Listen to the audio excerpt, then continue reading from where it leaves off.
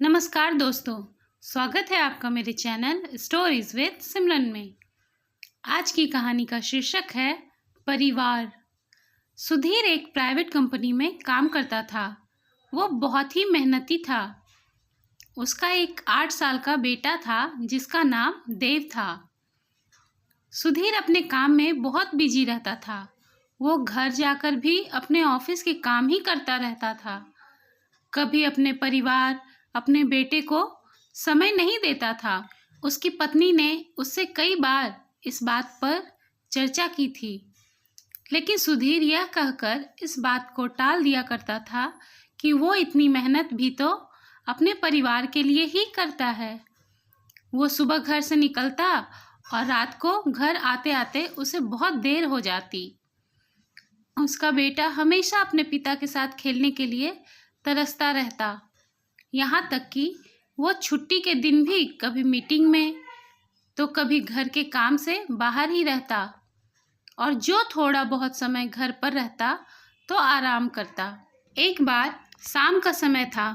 Office से घर आने के बाद सुधीर फिर से ऑफिस की फाइल्स में उलझ जाता है। तभी उसका बेटा उसके पास आया और बोला, पापा, क्या मैं आपसे कुछ पूछ सकता हूँ? हाँ, पूछो बेटा, फाइल से नज़र हटाए बगैर सुधीर ने जवाब दिया। तब देव ने पूछा, पापा, आप 1 घंटे में कितना कमा लेते हैं? इस अजीब सवाल पर सुधीर को थोड़ा गुस्सा आया। उसने जवाब दिया, तुम्हें इससे क्या मतलब? क्यों बेकार के सवाल पूछकर मेरा समय खराब कर रहे हो? देखते नहीं मैं काम में बिजी हूँ। देव ने फिर कहा, पापा, मैं बस जानना चाहता हूँ, प्लीज़ बताइए ना, आप 1 घंटे में कितना कमा लेते हैं? बेटा जिद करने लगा। 500 रुपये, सुधीर ने जवाब दिया और फिर काम में लग गया। ओह, देव सिर झुकाकर कुछ सोचने लगता है। फिर सिर उठाकर बोला, पापा, क्या आप मुझे 300 रुपये उधार दे सकते हैं? यह सुनना था कि सुधीर का गुस्सा बढ़ गया। वह बेटे को झिड़कते हुए बोला, अच्छा, तो तुम इसलिए मुझसे मेरी सैलरी पूछ रहे थे? तुम्हें खिलौना या कोई फालतू सी चीज़ खरीदनी है? अब एक शब्द कहे बगैर सीधे अपने कमरे में जाओ और सो जाओ। मैं इतनी मेहनत से पैसे इसलिए नहीं कमाता कि तुम्हारी हर फालतू मांग पूरी कर सकूं। देव का चेहरा एकदम से उतर गया। भारी कदमों से वो वहाँ से चला गया। सुधीर कुछ देर तक तो देव की बात पर नाराज रहा, फिर काम में लग गया। काम खत्म होने तक उसकी नाराजगी भी खत्म हो चुकी थी। अब उसे बेटे के प्रति अपने खुद के व्यवहार पर दुख होने लगा। वह सोचने लगा कि हो सकता है देव को सच में किसी ज़रूरी चीज़ के लिए 300 रुपये की ज़रूरत होगी। वो ऐसे भी हर समय पैसे नहीं मांगता।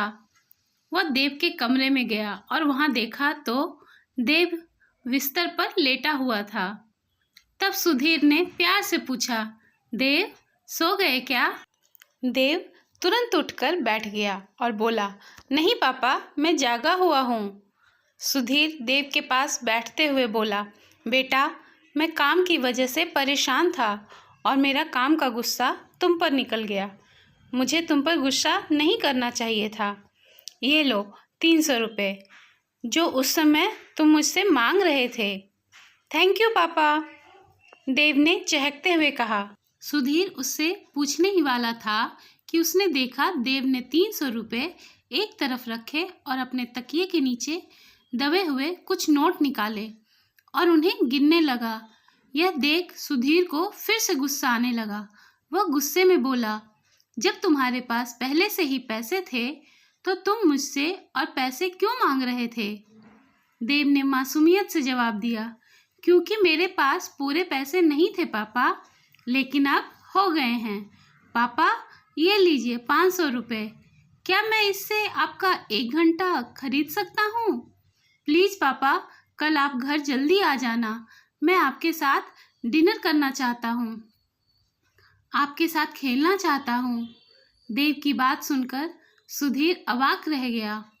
उसे अपनी गलती का एहसास हुआ। उसका बेटा उसके साथ समय बिताने के लिए ये सब कर रहा था।